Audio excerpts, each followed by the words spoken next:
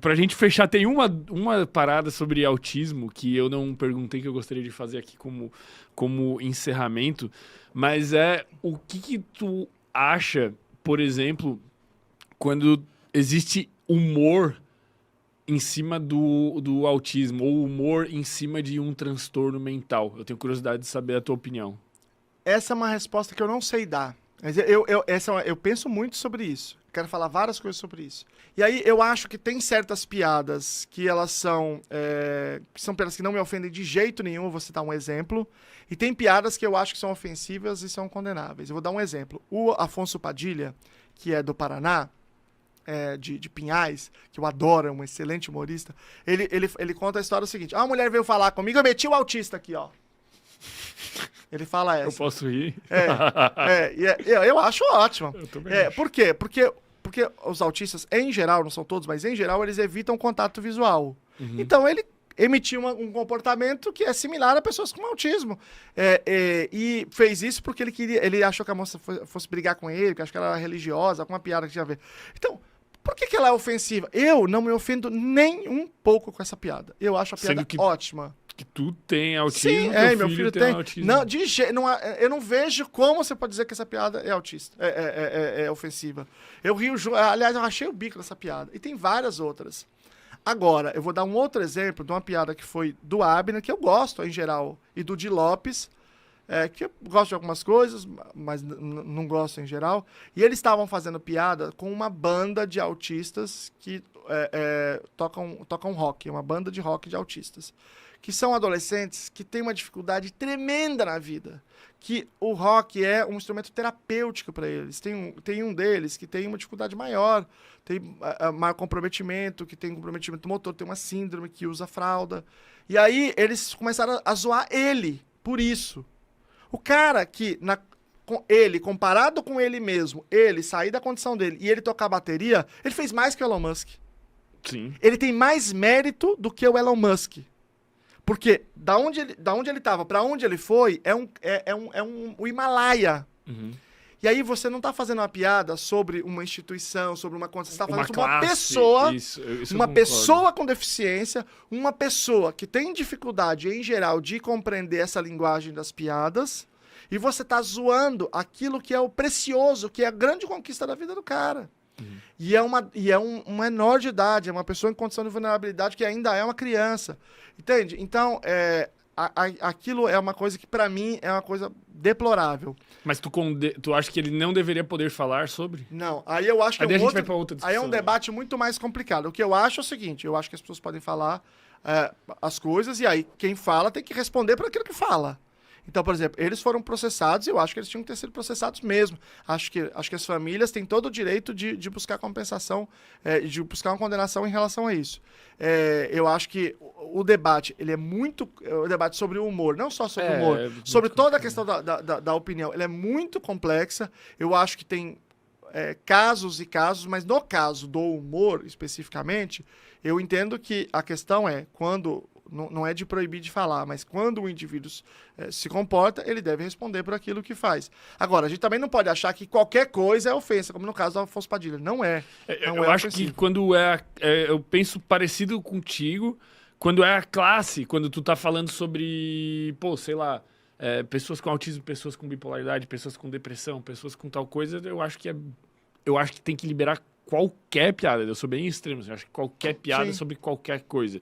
Inclusive sobre outros temas. E aí as pessoas podem não gostar, elas podem cancelar, elas podem dizer, não quero isso, não assistir, pode não... Porque aí o que eu vejo é que normalmente quem se ofende não são nem as pessoas que fazem parte daquela classe, são pessoas... eu não sei se o termo correto seria classe, mas... naquele grupo, daquela comunidade. Grupo, isso.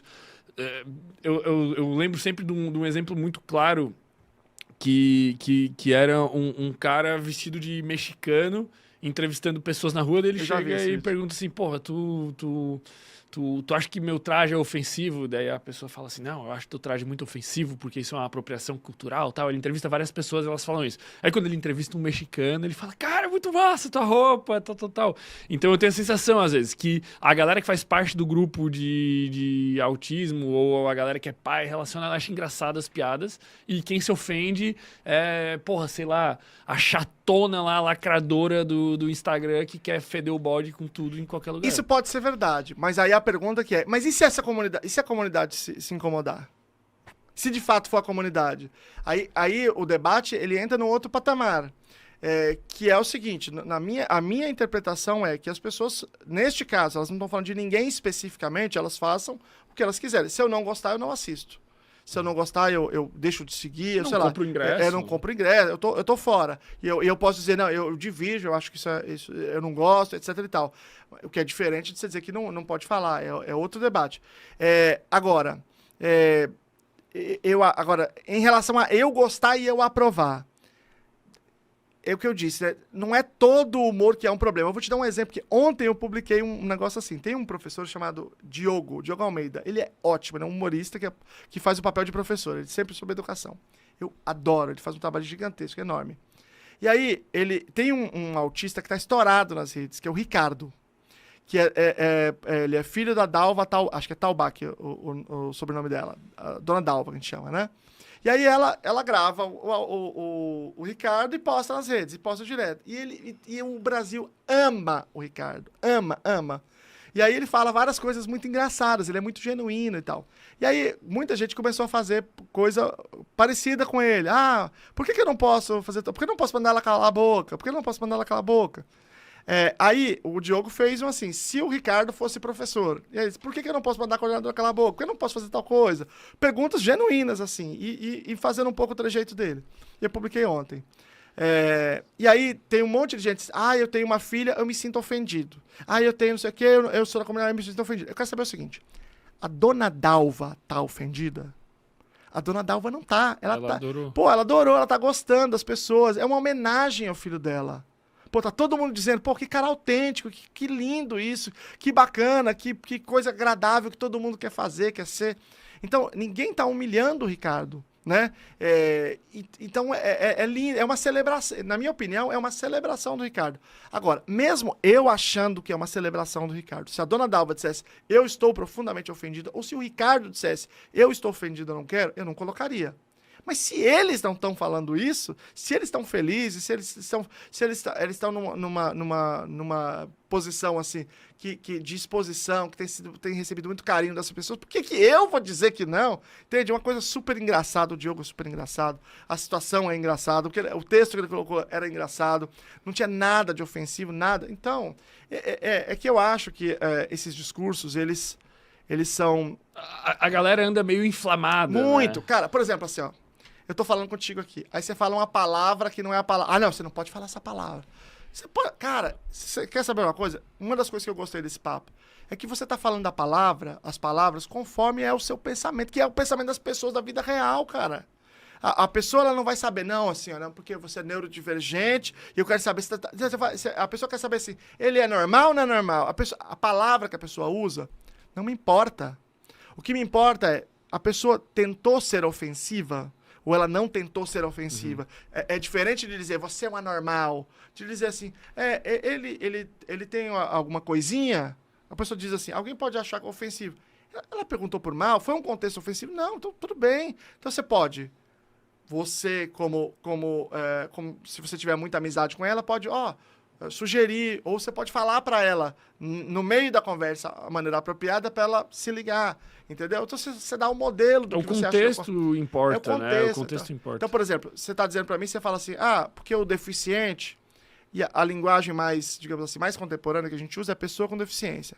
Então eu não vou te corrigir porque você falou deficiente. Cara, eu acho uma puta de uma besteira. Uma besteira, uma idiotice, uma estupidez. Eu vou fazer gordo o seguinte, também, velho. Eu acho que tem que poder falar gordo e foda-se quem não gosta, velho. E assim, se eu estiver conversando contigo, na hora que eu for falar sobre isso, eu vou falar pessoa com deficiência. Se você estiver ligado, beleza, entendi, é outra palavra. Tudo bem. Se não, tudo bem também. Eu não sou narigudo, eu sou um indivíduo com nariz grande, pô. Nariz avantajado. Nariz avantajado. Porra, velho. Então, eu não tô preocupado com a palavra, eu tô preocupado com o conteúdo. Mas vou dar um exemplo, então. Tem alguém fazendo, porra, sei lá, o cara tá meio isolado, assim, num canto. Eu falo, porra, sai daí, ô seu autista. E aí? Eu acho que Depende. A palavra autista, ela começou a ser usada como um xingamento, principalmente entre os jovens, nas comunidades digitais. Eu me lembro... Os gamers.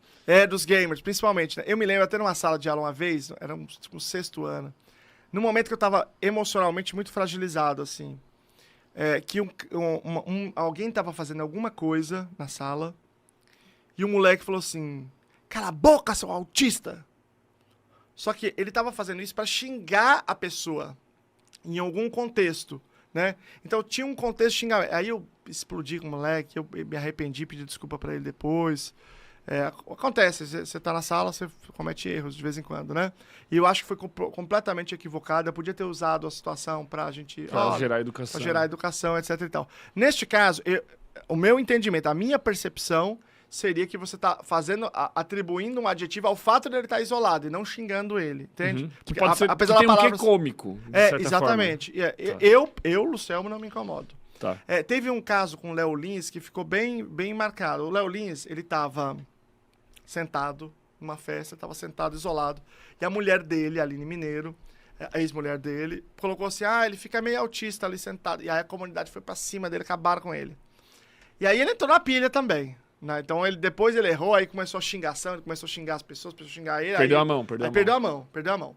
Mas a experiência original, eu não achei nem um pouco ofensiva. Dizer, ele tá um pouco autista. Peraí. Entre as características do autismo, está a pessoa ficar mais isolada? Está. Então pronto, então tudo certo. Eu também acho isso. Então é até bom ajuda a divulgar para as pessoas uma das características do autismo, cara. Eu penso a mesma coisa. Entendeu? Porque tem até um fato científico interessante. Se eu pego as características do autismo, eu tenho um protocolo de rastreio chamado Autism Spectrum Quotient, AQ, que tem 50 traços. Então, se eu pego isso aqui e vou para qualquer lugar, vou para um shopping aqui de Floripa, e eu aplico nas pessoas, em média, vai dar metade dos traços. Então, qualquer pessoa, ela tem traço autista. Sim. Só que esses traços não são suficientes para ter um diagnóstico. Né? Então, o diagnóstico vai ser quando você tem muitos traços e quando ele traz prejuízo para sua vida. Mas o que eu quero dizer é o seguinte, todas as pessoas vão ter um traço ou outro. E qual é o problema de identificar esse traço? Eu não vejo nenhum problema. Eu acho... Se não for com um quê ofensivo. Exatamente. Então eu sempre coloco a questão na comunidade de que a gente precisa ficar sob controle daquilo que é importante. Então, importante é não ser ofensivo, importante é você ter uma comunicação que seja eficaz. Às vezes, você fala a palavra mais rebuscada, mas ninguém entende. Mas e aí?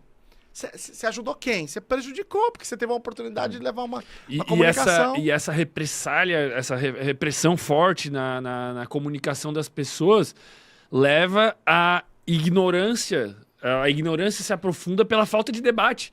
Porque a pessoa, às vezes, se coloca na minha posição aqui e não tem coragem de fazer uma pergunta dessa. Do humor e do autismo e do... Vamos imaginar o seguinte, vamos imaginar que nesse episódio você leve os caras xinguem você geral. Sim. Arrebente você. O que não é impossível. Não é possível, nunca é impossível, né? Mas você já tá mais acostumado, mais cascudo. Mas vamos imaginar que isso aconteça. Qual é a probabilidade de você chamar outro cara pra falar de autismo aqui? Você fala aí, pô... Você, pessoa, não tô falando de você pessoalmente. Sim, mas em geral. Tô fazendo outra pessoa que tá vendo lá. Esse não é bom negócio, essa comunidade é muito difícil, é muito complicado, não chama não. Então você diminui o debate, você reduz as oportunidades de debate.